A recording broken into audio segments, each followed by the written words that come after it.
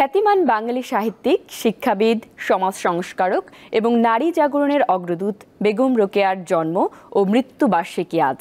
1880 সালের 9 ডিসেম্বর রংপুরের পায়রাবন্দ গ্রামের এক জমিদার পরিবারে জন্মগ্রহণ করেন তিনি। 1932 সালের একই দিনে মারা যান এই মহিয়সী। দিনটি প্রতি বছর বেগম রোকেয়া দিবস হিসেবে পালিত হয়। বেগম রোকেয়া 2004 সালে বিবিসি বাংলার করা জরিপের সর্বকালের সর্বশ্রেষ্ঠ বাঙালির তালিকায় 6ষ্ঠ স্থান অর্জন করেন। 1905 সালে রোকেয়ার বিখ্যাত ইংরেজি গ্রন্থ সুলতানাস ড্রিমস প্রকাশিত হয়, যা পরে বাংলায় সুলতানার স্বপ্ন নামেও প্রকাশিত হয়।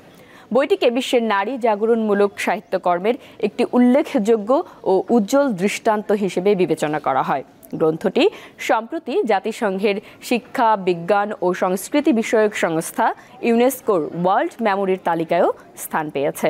রোকেয়া দিবস উপলক্ষে সকালে মিঠাপুকুরের পায়রাবন্দে এই মহিয়সীর স্মৃতিস্তম্ভে পুষ্পস্তবক অর্পণ করেন সর্বস্তরের মানুষ।